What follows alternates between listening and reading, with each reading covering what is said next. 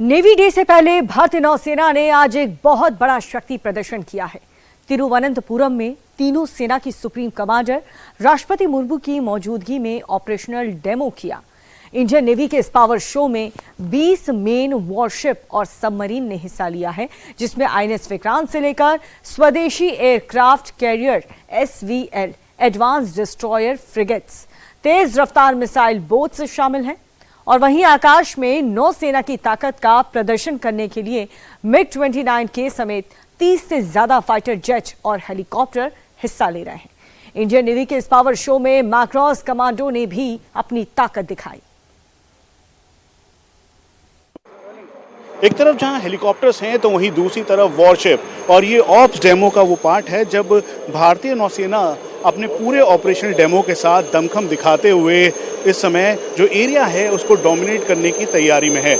यहाँ पर चेतक हेलीकॉप्टर है, चेतक हेलीकॉप्टर के साथ इस समय जो भारतीय नौसेना का फ्लैग है वो दिखाई दे रहा है। तो वहीं नीचे जो वॉरशिप्स हैं जिसमें डिस्ट्रॉयर, फ्रिगेट्स और जो वॉरशिप, ये तीनों शामिल हैं। कुल मिला के 140 की संख्या में भारतीय नौसेना के पास वॉरशिप मौजूद है और आने वाले दिनों में करीबन 2 से 3 सालों के अंदर और वॉरशिप मिलेंगे और एक्सेप्टेंस ऑफ नेसेसिटी करीबन 92 से ज़्यादा वॉरशिप, फ्रिगेट और डिस्ट्रॉयर, जिसमें सबमरीन भी शामिल है, इनका किया जा रहा है। यानी एक बात बिल्कुल क्लियर है कि आने वाले समय में भारतीय नौसेना का दमखम और बढ़ेगा, जो डोमिनेंस है वो विस्तार होगा। लाइक माइंडेड कंट्रीज़ के साथ इस समय लगातार एक्सरसाइज की जा रही है और यही वजह है कि ब्रह्मोस, जो कि भारतीय नौसेना में शामिल है, भारतीय सेना के पास है, भारतीय वायुसेना के पास है, इसी के साथ ये तीनों सर्विसेज में मौजूद है। ये ठीक सामने देखिए, ये जो इस समय MiG-29 के फाइटर स्क्वाड्रन के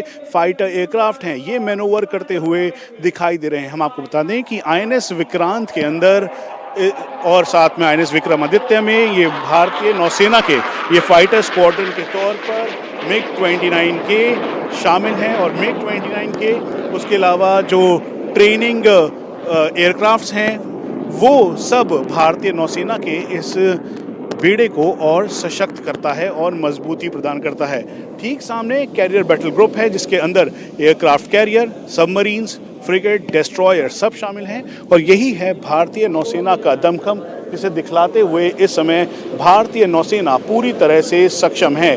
वहीं अब दूसरी तरफ आप देखें तो एरिया को डोमिनेट करते हुए यहाँ ठीक सामने जो मार्कोस का ऑपरेशन है वो किया जा रहा है। मार्कोस के इस ऑपरेशन के साथ अग्रेसिवली जो इनकी फास्ट पेट्रोल वेसल्स हैं उससे जो पूरा एरिया को लोकेट किया जा रहा है, दुश्मन के इलाके को आइडेंटिफाई करके सर्विलांस के ज़रिए देखकर अब उसके ऊपर एग्रेसिव ऑपरेशन करने की तैयारी है और यही वजह है कि अब इस तैयारी के साथ इस ऑपरेशन को अंजाम दिया जाएगा। जहां एक तरफ मार्कोस हैं जो अपने इस बोट में मौजूद हैं, जो अपने साथ बैटल लोड उसके अलावा बाकी इक्विपमेंट लेकर तैयार हैं, तो वहीं दूसरी तरफ हेप्टर यानी हेलीकॉप्टर के ज़रिए जिसमें सीकिंग है, कामोव है, उसके अलावा MS-60 रोमियो भारतीय नौसेना का हेलीकॉप्टर है जो सर्विलांस और जो अपने साथ पूरे वेपन सिस्टम कैरी भी कर सकता है, जो air to surface missile carry कर सकता है, उसके ज़रिए ये अब आप देखें तो यहाँ पर एक एक करके जो स्लिथिंग ऑपरेशन है वो किया जा रहा है और इस ऑपरेशन के ज़रिए जो मार्कोस हैं उनको दुश्मन के इलाके में पूरी तरह से एक एक करके उतारा जा रहा है ताकि अग्रेसिव ऑपरेशन किया जा सके और जो जहां पर एडवर्सरी है या जहां पर दुश्मन है उसको तबाह किया जा सके। ये भारतीय नौसेना का दमखम है, नेवी का ऑपरेशन डेमो, यानी भारतीय नौसेना की वो काबिलियत जिसकी वजह से पाकिस्तान 1971 से लेकर अभी तक कांपा था। ठीक सामने आप देखें तो ये भारत में तैयार INS विक्रांत है, आत्मनिर्भरता का प्रतीक, जो अपने आप में पूरा एक 1500 ट्रूप को लेकर एक जगह से दूसरी जगह जाता है। ऑपरेशन सिंदूर में जब कैरियर बैटल ग्रुप के साथ INS विक्रांत डिप्लॉय हुआ, ठीक सामने MiG-29K का टेक ऑफ, और ये इसकी अदम्य साहस और शौर्यता बताता है। इसी की वजह से पाकिस्तान घबराया हुआ था क्योंकि जब MiG-29K पूरी तरह से INS विक्रांत के ऊपर स्टेशन था तो ऑपरेशन सिंदूर के दौरान पाकिस्तान के ना तो कोई डिस्ट्रॉयर, फ्रिगेट्स या वॉरशिप निकले और ना ही कोई सर्विलांस करने वाले उनके एयरक्राफ्ट। वजह बिल्कुल साफ थी कि देश में ही निर्मित आत्मनिर्भरता का प्रतीक आईएनएस विक्रांत अपने कैरियर बैटल ग्रुप के साथ इस अरेबियन सी में मौजूद था और सामने था कराची।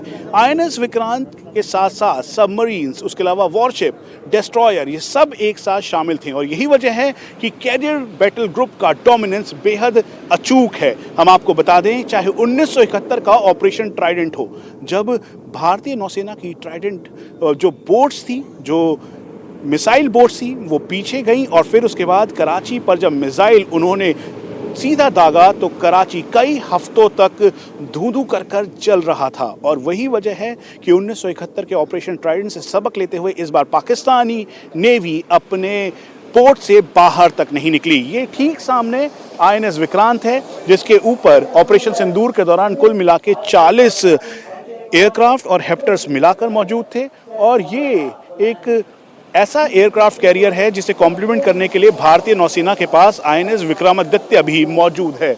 वहीं दूसरी तरफ आप देखें तो यहाँ पर इस समय जो भारतीय नौसेना का MiG-29 के है उसको लैंड कर रहा है और ये लैंड करते हुए टचडाउन इसे कहेंगे, यानी लैंड नहीं किया, आसानी से टचडाउन करते हुए और फिर से ये सॉर्टी कर रहा है। दरअसल ये इसकी काबिलियत, क्षमता और सक्षमता सब बताता है। हम आपको बता दें कि आने वाले दिनों में इसे और इक्विप किया जा रहा है। भारतीय नौसेना में रफाल मरीन भी शामिल होगा। रफाल मरीन के शामिल हो जाने से भारतीय नौसेना की जो एयर पावर है वो और बढ़ेगी। भारतीय नौसेना जो कि समुद्र के ऊपर, समुद्र के नीचे और आसमान में हर जगह ऑपरेशंस करने के लिए पूरी तरह से क्षमता के साथ इस समय मौजूद है और यही वजह है कि इंडिया टीवी आपको सीधा दिखा रहा है ऑपरेशनल डेमो भारतीय नौसेना का दमखम। भारतीय नौसेना के एस फाइटर एयरक्राफ्ट जो कि व्हाइट टाइगर और ब्लैक पैंथर, दो स्क्वाड्रन इस समय MiG-29K की मौजूद है। एक आईएनएस विक्रांत के ऊपर है और आईएनएस विक्रमादित्य नहीं तो स्टेशन रहती है। वहीं दूसरी तरफ कुल मिला के 17 सबमरीन भारतीय नौसेना के पास मौजूद है। ये ठीक सामने आप देख रहे हैं ये सबमरीन। उसके अलावा आने वाले दिनों में और 6 स्कॉर्पियन क्लास सबमरीन भारतीय नौसेना को मिलेगी और इससे दमखम और बढ़ेगा। यहाँ तक कि न्यूक्लियर कैपेबल जो सबमरीन है अरिंदम, उसका ट्रायल चल रहा है और 2026 और 27 तक संभावना ही जताई जा रही है कि वो भी भारतीय नौसेना के बेड़े में शामिल होगा। ये पहला मौका है जब ऑप्स डेमो को इस समय केरला के तिरुवनंतपुरम में किया जा रहा है। दरअसल इसके द्वारा ये संकेत बिल्कुल क्लियर है, अरेबियन सी में इस समय डोमिनेंस भारतीय नौसेना का है। यहाँ तक कि सबमरीन का डिप्लॉयमेंट भी अलग अलग जगहों पर किया गया। आईएनएस विक्रांत ने HADR हो या फिर स्ट्रेटेजिक डिप्लॉयमेंट, उसके तहत जो ऑपरेशनल कैपेबिलिटी पूरी दिखाई।